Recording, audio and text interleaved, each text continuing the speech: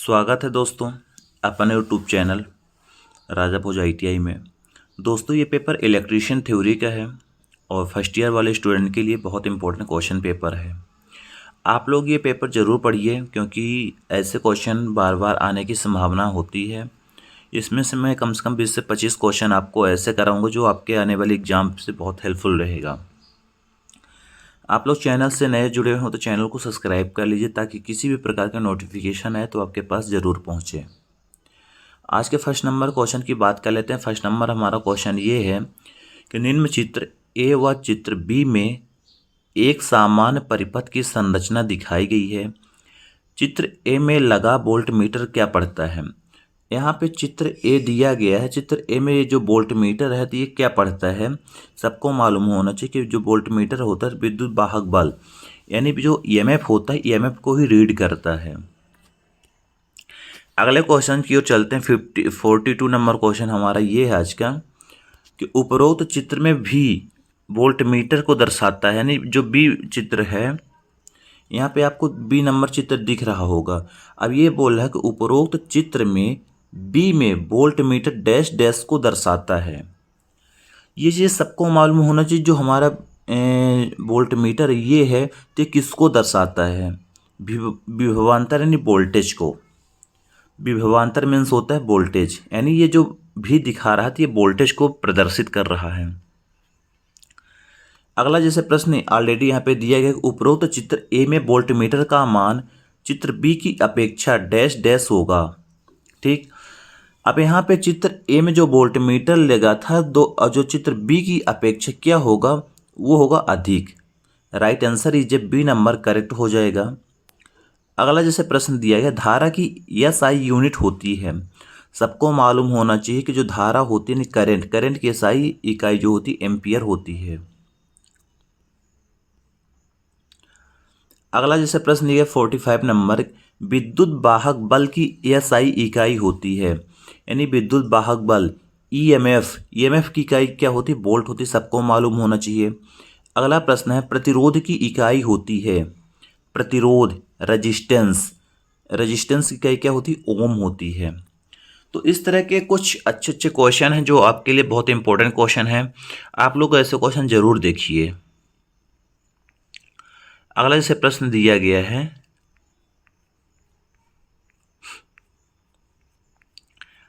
यहाँ पे 47 नंबर दिया गया है कि निम्न चित्र डैश डैश में भार के पार्श्व में वोल्टता मापने के लिए वोल्टमीटर को कहाँ जोड़ना चाहिए।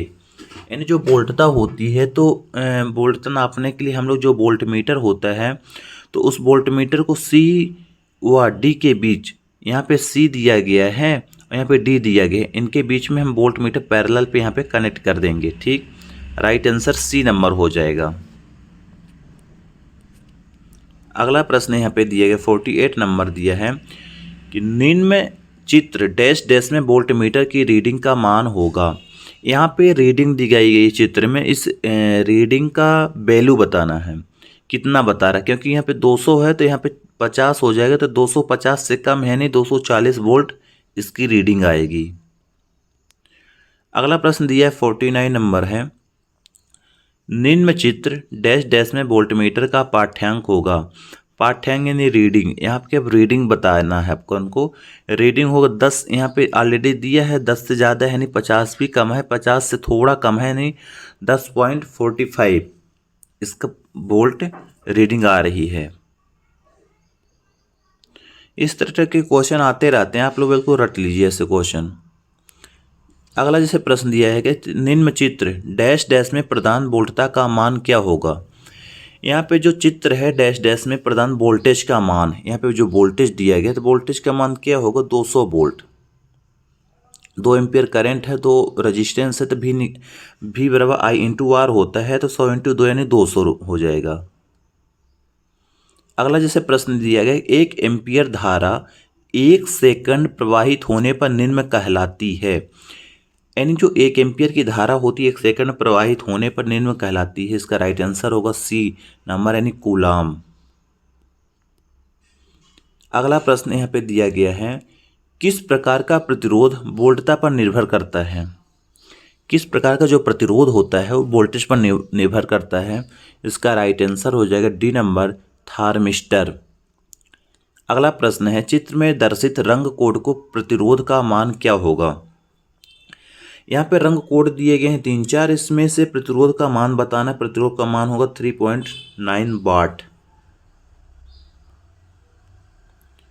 अगला प्रश्न है 54 नंबर, विद्युत ऊर्जा का व्यापारिक इकाई क्या है।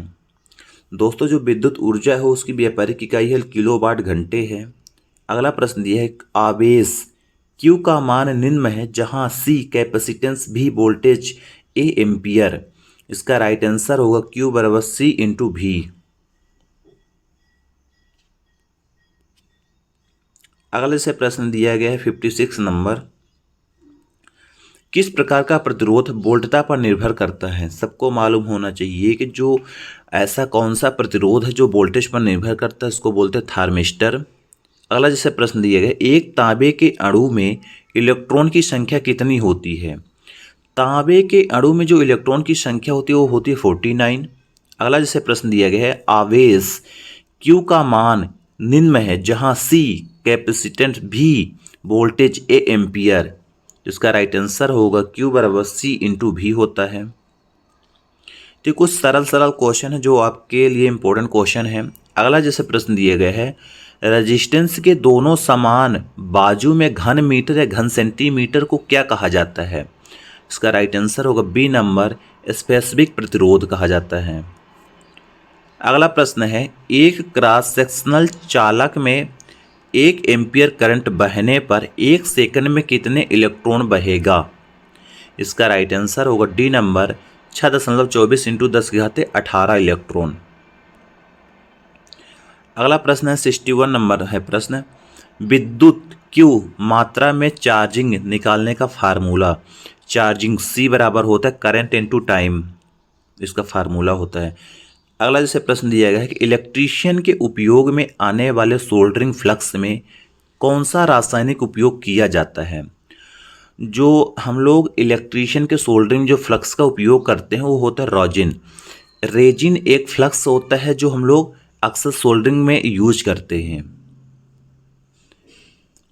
अगला जैसे प्रश्न यहाँ पे दिया 63 नंबर, पात्र और डिजिटल कोड के अनुसार रेजिस्टेंस के वैल्यू प्रदत्त लाख ओम के छोटे अंकों में कैसे दर्शाएंगे। इसका राइट आंसर होगा 1.5 ओम। अगला प्रश्न है, SI इकाई में विद्युत का मात्रक, जो विद्युत का मात्रक होता है वो होता है कूलाम। अगला प्रश्न है, कंडेंसर का विपरीत टर्म क्या है। दोस्तों जो कंडेंसर का विपरीत टर्म होता है वो होता है प्रतिरोध। अगला जैसे प्रश्न दिए गए हैं, प्रिंटेड सर्किट बोर्ड PCB पर छोटे कंपोनेंट का सोल्डर करने के लिए सोल्डरिंग आयरन की किस प्रक्रिया का प्रयोग किया जाता है। दोस्तों जो प्रिंटेड सर्किट बोर्ड होता है PCB होता है, छोटे कंपोनेंट सोल्डर करने के लिए जो सोल्डरिंग आयरन होती है वो होती है तापमान नियंत्रण से सोल्डर करना। अगला प्रश्न है, 1800 ओम रजिस्टर की रेजिस्टेंस वैल्यू दर्शाई गई है, ऐसे क्या होता है 1.8 किलो ओम हो जाएगा। अगला प्रश्न है, विद्युत चार्ज की SI यूनिट, विद्युत चार्ज की जो SI यूनिट होती है कूलाम होती है। नेक्स्ट जैसे प्रश्न दिया है, तांबे के परमाणु के न्यूक्लियस में कितने प्रोटॉन होते हैं। तांबे के जो परमाणु में न्यूक्लियस प्रोटॉन होते हैं वो होते हैं 29। अगला प्रश्न दिया 70 नंबर, 1 सेकंड में 1 एम्पियर विद्युत धारा के कंडक्टर के पार कितने मुक्त इलेक्ट्रॉन चलित होंगे। ये होगा 6.24 इंटू 10⁻18 इलेक्ट्रॉन। अगला जैसे प्रश्न यहाँ पे दिया 71 नंबर है, इलेक्ट्रीशियन के सोल्डर में टिन और लेड के संयोजन का किस अनुपात में प्रयोग होता है। इसका राइट आंसर होगा बी नंबर, 60% टिन और 40% लेड का संयोजन होता है। अगला प्रश्न है, यदि किसी धातु के तार का व्यास उसकी दी हुई लंबाई से दुगुना हो तो उसकी प्रतिरोधक क्षमता होगी 1/4। अगला जैसे प्रश्न दिया गया है यहाँ पे ऑलरेडी, किस पदार्थ में नेगेटिव टेम्परेचर कोफिशिएंट के गुण होते हैं। ऐसा कौन सा पदार्थ है जिसमें नेगेटिव टेम्परेचर कोफिशिएंट के गुण होते हैं? राइट आंसर होगा डी नंबर यानी कार्बन।